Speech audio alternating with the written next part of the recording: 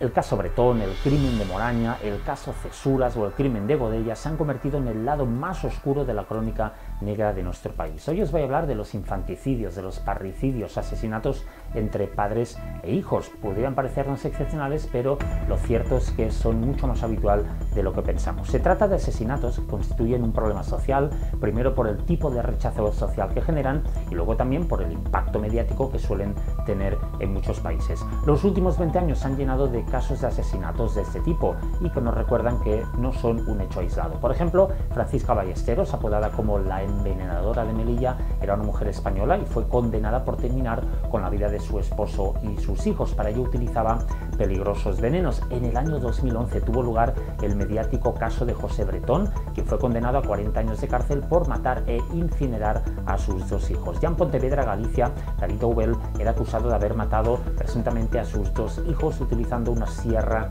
radial.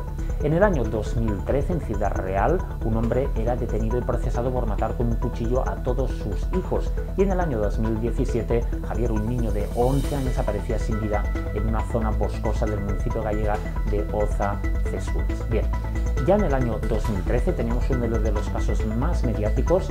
Asunta, una niña de origen chino, adoptada por un matrimonio español, era asesinada supuestamente por Alfonso Basterra y Rosario Porto, convirtiéndose en uno de los casos más controvertidos de la historia reciente. Pero vamos a analizar un poco este fenómeno. Hay que decir que, en primer lugar, existen dos clases de infanticidio: el infanticidio activo o directo, en el cual se provoca la muerte a un menor de forma activa, de forma consciente y deliberada, mientras que en el infanticidio indirecto, infanticidio pasivo, el asesino provoca el fallecimiento a través de la omisión o a través de prácticas indirectas, por ejemplo, impidiendo la alimentación o el cuidado constante de aquel menor. Bien, para que sea considerado un infanticidio tiene que haber estado provocado por alguno de los dos padres. Hay muchos más términos que se utilizan en periodismo de sucesos. Por ejemplo, el fratricidio es una palabra que viene del término del latín frater y significa que ocurre cuando un hermano termina con la vida a su vez de otro hermano.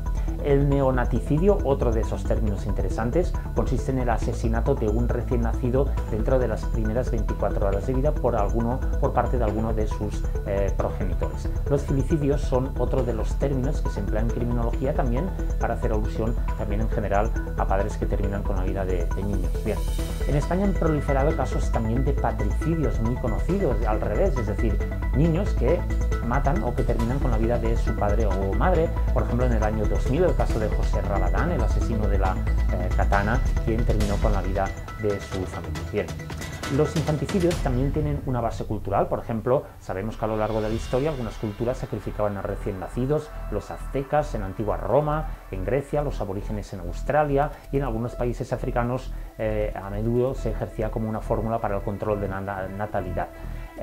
Bien, también con fines puramente ritualistas o religiosos. Hay que decir que en ciencias criminológicas aún sabemos muy poco de este tipo de delito. La ciencia aún no ha dado una explicación clara y totalmente científica. Es curioso, por ejemplo, saber que el nivel cultural o económico del asesino no suele tener una incidencia directa en este tipo de delitos.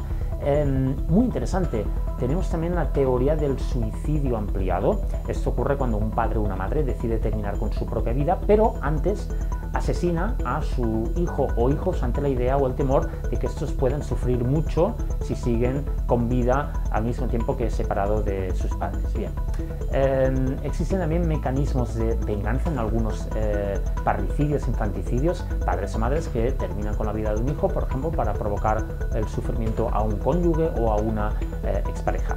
Existen filicidios, por ejemplo, por bebés no deseados. Todos hemos visto noticias en televisión de madres muy jóvenes a veces que abandonan a sus bebés, y también existen filicidios accidentales, existen filicidios también con un alto componente psicótico y otros que simplemente no tienen explicación.